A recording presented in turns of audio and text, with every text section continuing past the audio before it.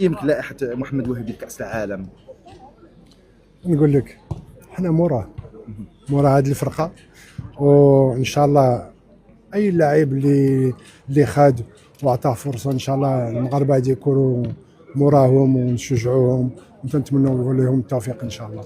مع البرازيل يعني المشكل اللي وقع دابا، نقول لكم الصراحه كل واحد باغي يربح المغرب.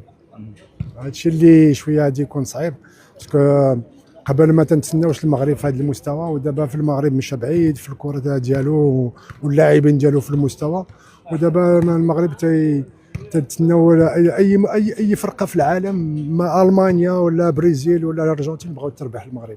هو هادشي اللي تيكون شويه صعيب. يقدر يستطيع المنتخب الوطني المغربي يحقق انجاز ديال 2022 ان شاء الله يكون الخير، علاش لا. تنتمنى نستوهبوا لهاد اللاعبين ان شاء الله يفرحوا المغاربه، وبصراحه خصنا نلعبوا مقابله من بعد مقابله، ما بقاوش نحسبوا ونديروا هادي ولا نمشيو للدومي فينال ولا ما نمشيوش، اش غادي نديروا احسن من السيريكراكي ولا لا.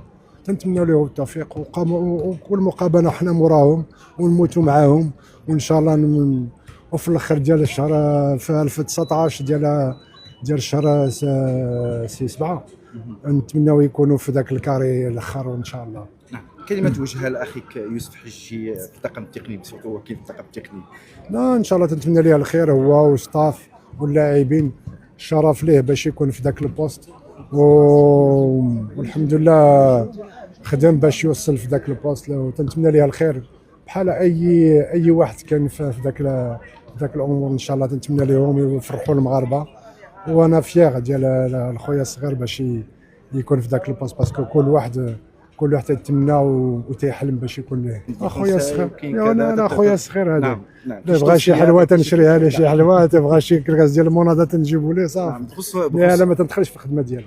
ملي كان لاعب ما عمرني، هو براسو بعقله وتعرف اش تيدير.